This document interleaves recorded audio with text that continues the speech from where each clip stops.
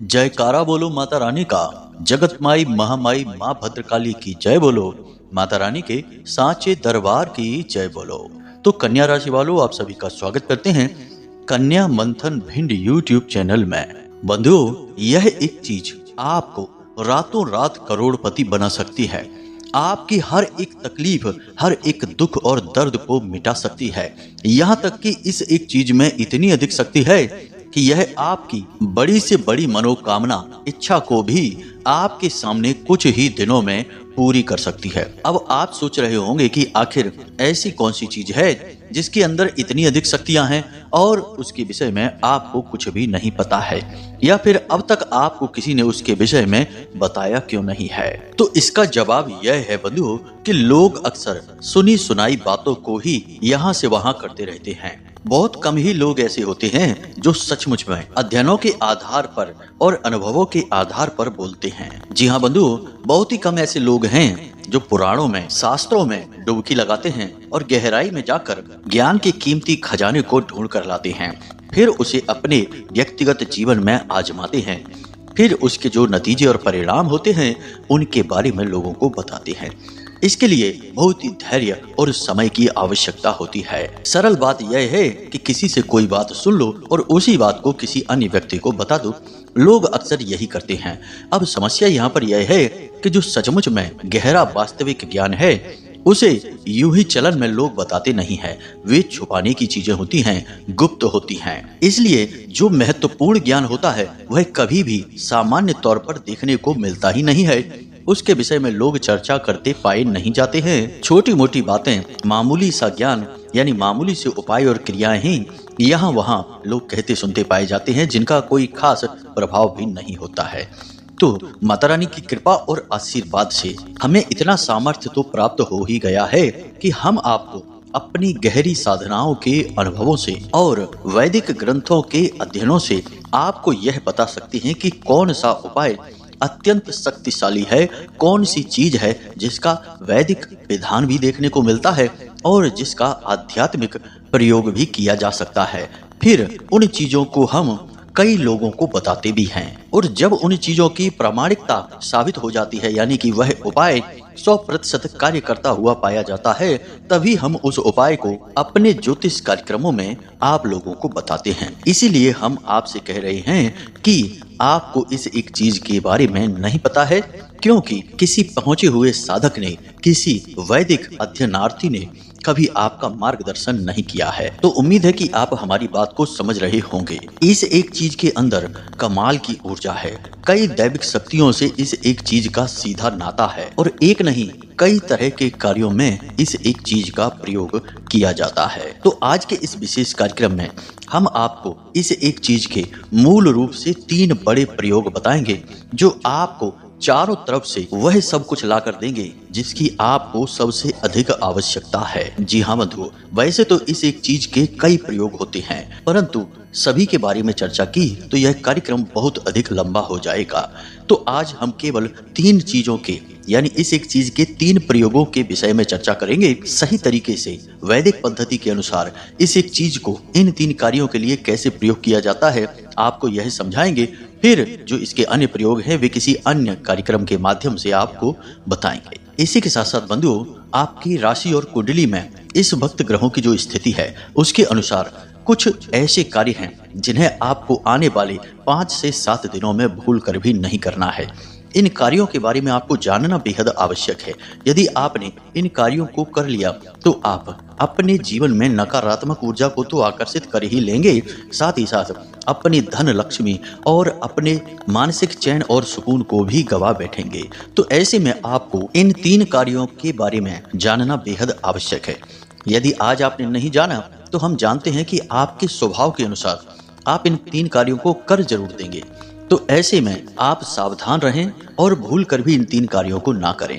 कहने का मतलब यह है कि आज का यह जो ज्योतिषीय कार्यक्रम है यह अद्भुत ज्ञान का खजाना है, समय के अनुकूल है, ग्रह स्थितियों के अनुकूल है। और आपके जीवन और आपके आने वाले समय के लिए बेहद महत्वपूर्ण है। और हमने इस कार्यक्रम को बनाने में सचमुच में बहुत मेहनत की है।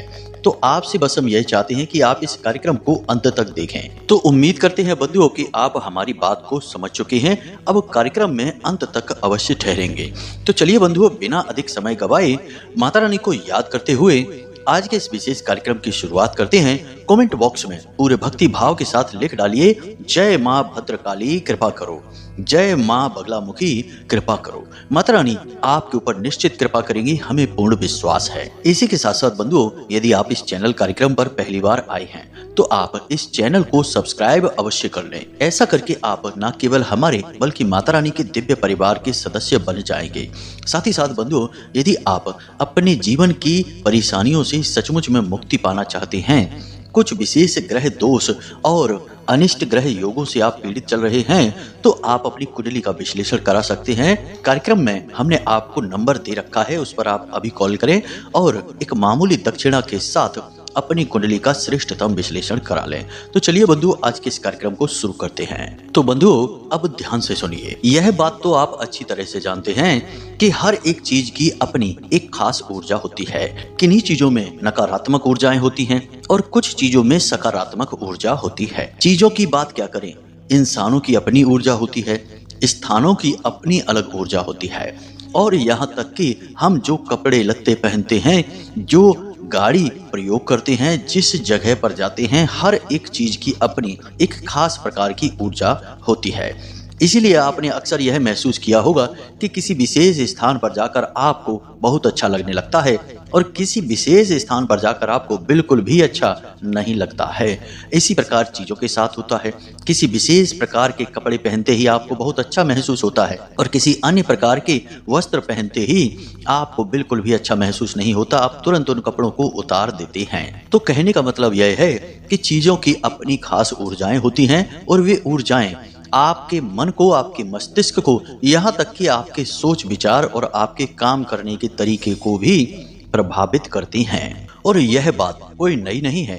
प्राचीन काल में हमारे ऋषि मुनि इस बात को अच्छी तरह से समझ चुके थे।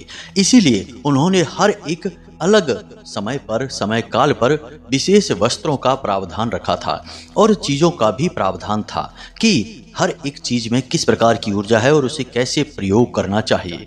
रत्नों में किस प्रकार की ऊर्जा होती है, रुद्राक्ष में कैसी ऊर्जा है, और अन्य बीज, फल, फूल और यहाँ तक कि धातुओं में भी किस प्रकार की ऊर्जाएं हैं और वे किस प्रकार किसी को लाभ या हानि पहुंचा सकती हैं। इनके प्रयोग के विषय में हमारे पुराणों में, वेदों में, शास्त्रों में भर भर कर लिखा गया है। और ये सारे अध्ययन हमारे प्राचीन काल के महान ऋषि मुनियों ने अपने जीवन के आधार पर और प्राप्त ज्ञान के आधार पर लिखा हुआ है। तो इन्हीं में से एक चीज है हल्दी। आपने हल्दी के बारे में कुछ बातें तो अवश्य सुनी है, लेकिन आज हम आपको हल्दी के ऐसे अद्भुत आश्चर्यजनक रहस्य बताएंगे जिन्हें जानकर आप सचमुच में अपनी दांतों तले उंगली दबा बैठेंगे। जरा विचार करके देखिए, हल्दी का प्रयोग आपने कहाँ कहाँ देखा है। साधारण तौर पर तो आपने अपने घर के जो भोजन सामग्री होती है उसमें हल्दी को प्रयोग होते देखा है। इसी के साथ साथ बंधुओं, जब कोई व्यक्ति बीमार होता है, उसे चोट वगैरह लग जाती है, तब भी आपने कई लोगों को हल्दी मिला दूध पीते हुए देखा होगा। ये तो सब साधारण से प्रयोग हैं, परंतु हल्दी को आपने विशेष तौर पर पूजा पाठ में प्रयोग होते हुए तो देखा ही है। जब माथे पर टीका किया जाता है, तिलक लगाया जाता है, तब हल्दी और चावल मिलाए जाते हैं और लगाया जाता है। चावल को जब तक हल्दी से नहीं मिलाया जाता तब तक उन्हें चावल ही कहा जाता है, परंतु जैसे ही उनमें हल्दी मिलती है वे अक्षत का रूप ले लेते हैं और दिव्य हो जाते हैं। देखा जाए तो विवाह संस्कार जो कि जीवन भर के लिए होता है, और इस संस्कार से महत्वपूर्ण तो कोई संस्कार ही नहीं होता जो जीवन को एक नया आकार देता है, पूर्ण रूप से बदल देता है। इस संस्कार में भी आपने हल्दी की पूरी एक रस्म होते हुए देखी होगी, जिसमें कि होने वाले वर और वधू को हल्दी से स्नान कराया जाता है, पूरे शरीर पर हल्दी मली जाती है। अब इसके पीछे के कारण क्या हैं, जरा इन्हें समझिए। विज्ञान की नजर में देखा जाए तो इसके पीछे कारण यही है कि हल्दी असल में दुनिया की सबसे अच्छी एंटीबैक्टीरियल औषधि है, यानी कि जहाँ हल्दी होती है वहाँ किसी भी प्रकार के बैक्टीरिया यानी कि कीटाणु पनप नहीं पाते हैं, परंतु विज्ञान यहीं पर रुक जाता है और हमारा अध्यात्म इससे कहीं बढ़ चढ़कर कहता है। हल्दी के अंदर कई दिव्य गुण होते हैं, जिनमें सबसे बड़ा गुण हल्दी का यह होता है कि यह शुद्ध सकारात्मक ऊर्जा को अपने ओर आकर्षित कर लेती है और फिर उसी ऊर्जा को उत्सर्जित करती रहती है। अब हम आपको बताते हैं हल्दी के वे तगड़े प्रयोग जो आपको अपने जीवन में निश्चित ही करना चाहिए। ध्यान से सुनिए, हल्दी का कई देवी देवताओं से सीधा नाता है। सबसे पहले हल्दी देवगुरु बृहस्पति का सूचक है और देवगुरु बृहस्पति स्वयं नारायण के ही रूप माने जाते हैं और ज्ञान, बुद्धि, विवेक, पारिवारिक शांति, संतान सुख, यहाँ तक कि घर में धन लक्ष्मी होगी कि नहीं होगी यह देवगुरु बृहस्पति ही निर्धारित करते हैं। दूसरा, हल्दी स्वयं माता लक्ष्मी का भी प्रतीक मानी जाती है। इसी के साथ साथ हल्दी को कई प्रकार की अन्य दिव्य शक्तियों से भी जोड़कर देखा जाता है, जैसे कि भगवान श्री कृष्ण से जोड़ा जाता है, माँ बगलामुखी से जोड़ा जाता है। अब माँ बगलामुखी की बात की जाए तो इनके तो मंत्र जाप में ही हल्दी की माला का प्रयोग किया जाता है।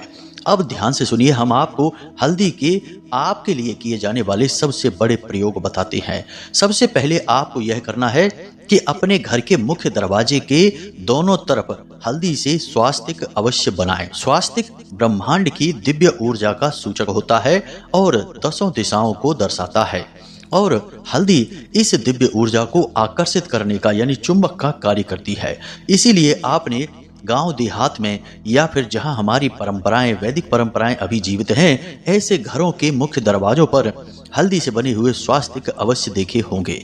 जी हाँ बंधु, आजकल तो लोग फैशन के मारे हैं तो प्लास्टिक के स्वास्तिक लगा लेते हैं, आर्टिफिशियल स्वास्तिक बना लेते हैं, लेकिन वे बिल्कुल ही खराब हैं, नकारात्मक ऊर्जा को आकर्षित करते हैं। प्लास्टिक राहु का सूचक होती है और गुरु और राहु का मेल जब होता है तो चांडाल योग बनता है। इसलिए स्वास्तिक कभी भी प्लास्टिक का या किसी अन्य रबड़ जैसी वस्तुओं का नहीं होना चाहिए। ऐसा होने पर यह आपका पूर्ण विनाश भी कर सकता है।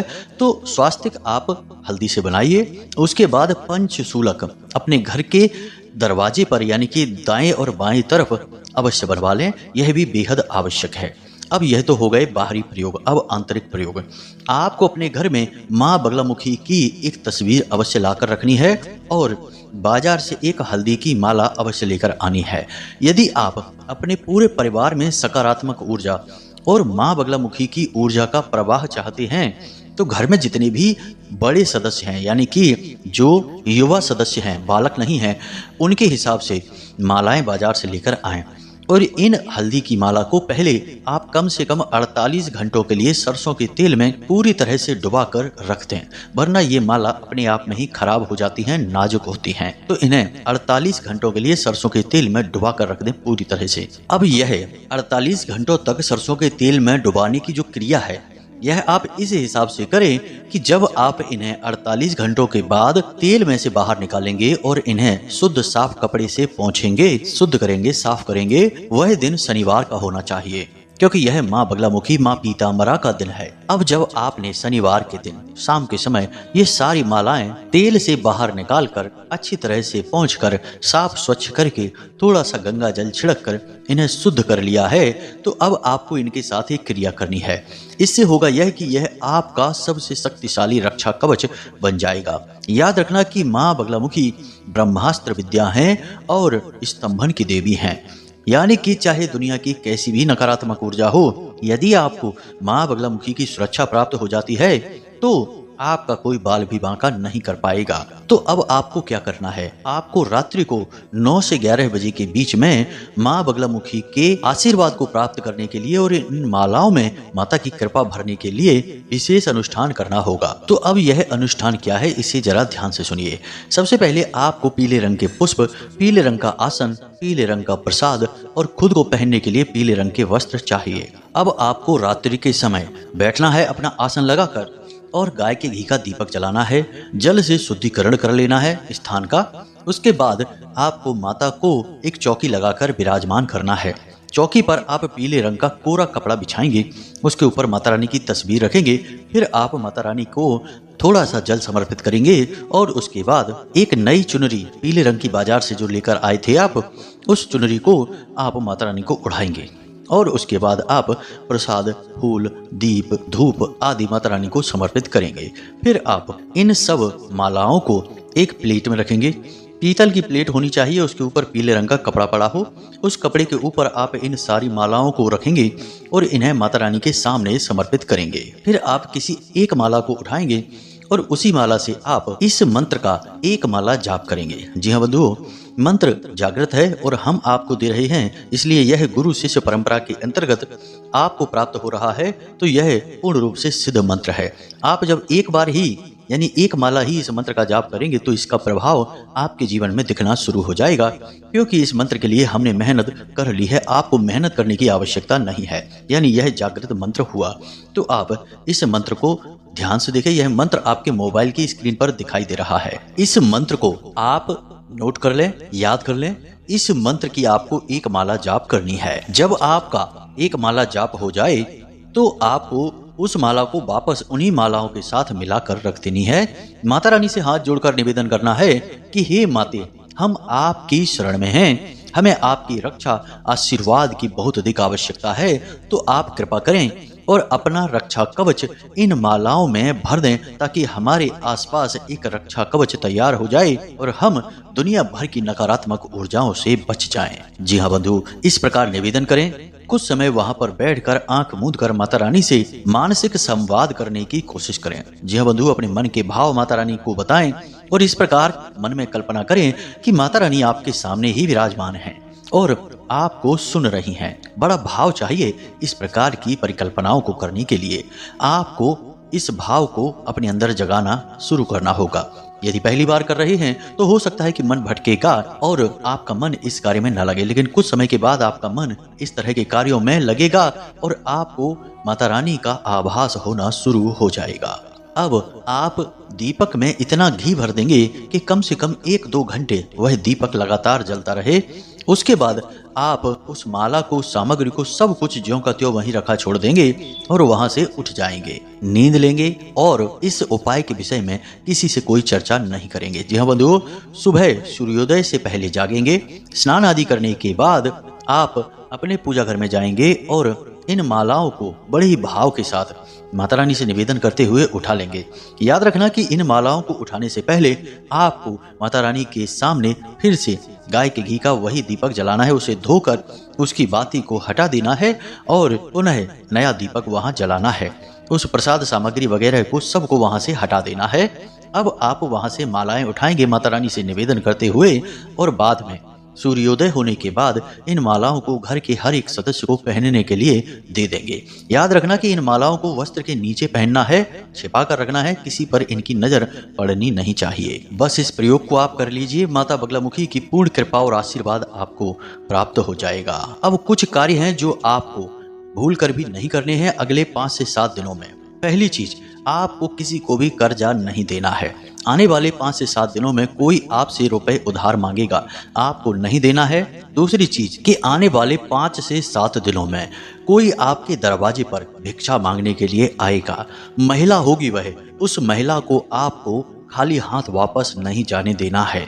जी हाँ बंधुओं, आपकी दिव्य शक्तियां परीक्षा लेना चाहती हैं, इसलिए इस बात को याद रखना है। अगले 5 से 7 दिनों में 1-2 दिन आगे पीछे भी हो सकते हैं। कोई एक महिला भिखारी आपके दरवाजे पर आएगी, भिक्षा मांगेगी, उसे आपको प्रसन्न करके भेजना है बंधुओं। और सबसे बड़ी बात बंधुओं कि अगले 5 से 7 दिनों में आपको किसी अन्य व्यक्ति का, चाहे वह आपका मित्र हो, भाई हो, कोई भी हो, उसका वाहन नहीं चलाना है, अपना स्वयं का वाहन ही चलाना है। परिस्थितियां ऐसी बनेंगी कि आप किसी अन्य व्यक्ति का वाहन चलाना चाहेंगे, आपके सामने इस प्रकार का प्रस्ताव आएगा, किसी भी प्रकार से आए, परंतु आपको नहीं चलाना है, अपना स्वयं का वाहन ही चलाना है या फिर वाहन चलाना ही नहीं है। जी हाँ बंधुओं, ये सारी स्थितियां इसीलिए बनेंगी क्योंकि आपकी परीक्षाएं ली जाएंगी। आने वाला समय आपके अनुकूल आ रहा है, आपको बहुत कुछ देना चाहता है। तो समय अनुकूल आए, परिस्थितियां सकारात्मक हो, उससे पहले दिव्य शक्तियां जातक की किसी न किसी रूप में परीक्षा अवश्य लेती हैं। कुछ छोटे से कार्य और हैं, जैसे कि आपको अपने घर का मुख्य दरवाजा साफ ही रखना है, भूल कर भी गंदगी अपने मुख्य दरवाजे पर होने ना दें।